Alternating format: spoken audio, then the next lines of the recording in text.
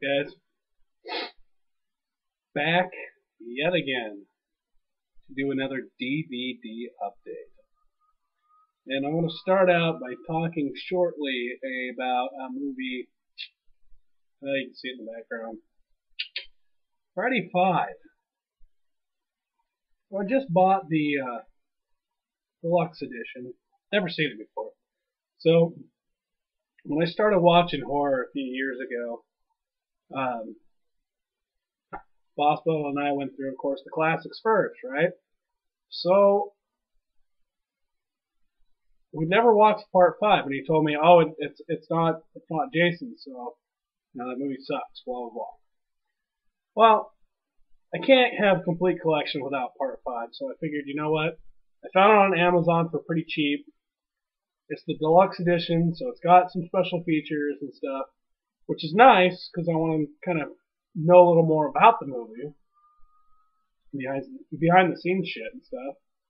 But I want to give it a shot because I'd never seen it before, and I wanted to form my own opinion. And honestly, this movie is really not that great. They obviously tried to go a different direction with the series, and obviously it didn't work. That's why part 6, ta-da, Jason's back. And they made Tommy, and see, the other thing is, Tommy Jarvis is all like, fucking, he's all fucked up, I get that, Corey Feldman's at the very beginning, which is cool. Which they started off the movie good, but they should have kept it going from that point on. And not had that be a dream sequence, and just like that's where the movie starts, and it just fucking go from there, fucking full throttle. Let's get it on type shit. But they didn't do that, so they start out with a dream sequence. He's going to a mental home, blah blah blah, and the fat tarded kid gets chopped up by an axe, by a guy with an axe, and so on and so forth. You all know the movie. I mean, so come on. And then at the end, I'm going to talk about the end. Yeah, I'm not. If you haven't seen this movie, I guess go watch it. But I'm going to spoil it either way, just because I know 99% of the people that watch this video have seen this movie and know what the fuck I'm talking about. So, and then having Tommy Jarvis become the killer at the end. Stupid twist, because part 6 he's busted out of the fucking mental institution and he's going to dig Jason up to make sure he's dead. So I mean, it just doesn't fit. But part 6 they really re-got, or I can't think of the word I'm looking for, but they got the series back on track with part 6. And so I really like part 6. But anyway, I don't really want to go much about this movie, but in the special features, this horror guru on there, he's going on about how part 4, Tom Savini, came back for part 4, and everybody says that's the best, blah blah blah. And then he's talking shit, and then all of a sudden Tom Savini pops up into the frame, kind of smirks, and then pops down, and then the guy starts going on about how great Tom Savini is. So I thought that was pretty funny. So some of the, and the thing about it is some of the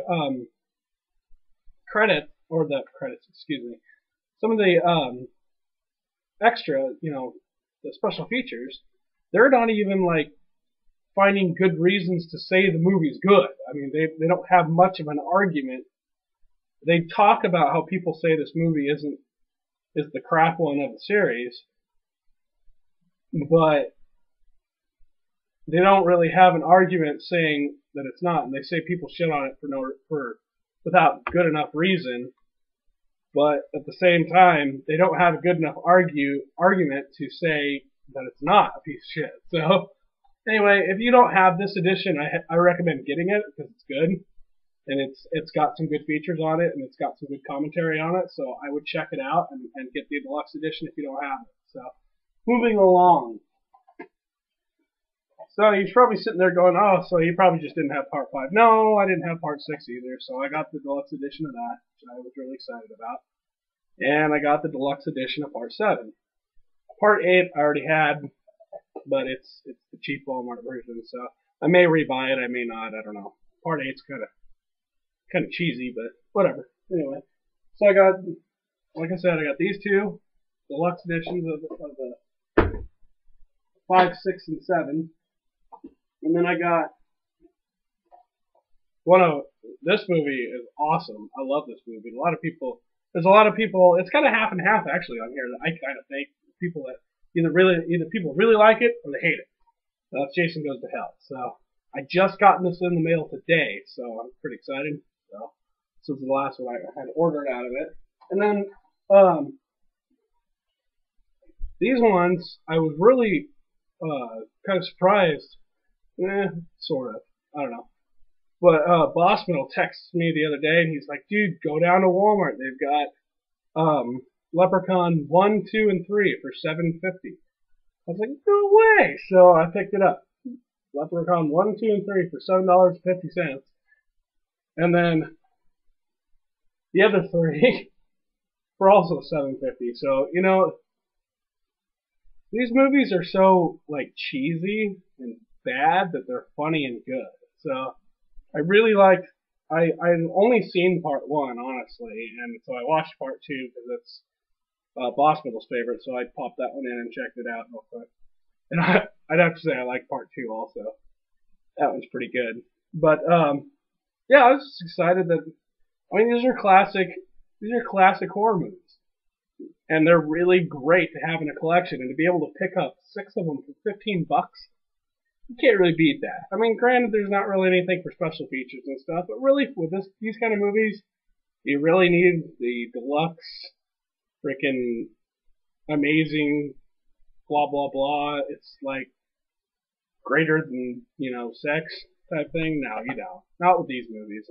I don't feel. Now with the Friday the 13th, that's a little more important. I feel to get the better editions of them and stuff, and get more of the extra features and stuff like that. But with these, yeah, you don't need them. But it's cool to have them. So 6 movies for $15, you really can't beat that. So I was pretty happy. But anyway, like I said, I'm glad I got to see part 5. I'm glad I own it. As far as old Tommy Jarvis, just a couple real quick things that I just remembered I wanted to say about it, and I hadn't said yet. But at least I don't think I had. So Tommy Jarvis is in there. I don't necessarily like the actor that played him. I didn't really think he did all that great of a job as acting wise. And then he's like a ninja in there, dude. When he like gets in a fight with first the guy that has his mask, he like puts him through a table, so he's like WWFing going on there. And then all of a sudden he gets like in this random fight with the redneck guy next door, and he like goes all ninja on him. It's just like, seriously? Really? He's been locked up in a mental institution. Where did he learn Where did he learn all the ninja moves? Really? So I don't know. Part 5's kind of a letdown. The kills in it weren't that great. Anyway, like I said, I don't need to go off on it anymore. You guys all know what I'm talking about. But there is one kill in there that I'd have to say is really cool, and it reminded me of The Burning, and that's when the chick got the hedge clipper things in her eyes, and then like snaps it down and cuts through there. That was pretty cool. I'd have to say that was kind of innovative, except for the fact they didn't really show anything, except for the handles going. But all in all, pretty good kill. I like that. Anyway, like I said, kind of reminiscent of The Burning. And I've probably gone way too long on this video. So I'm going to go ahead and sign off, and I'll catch you guys on the flip-flop. Later.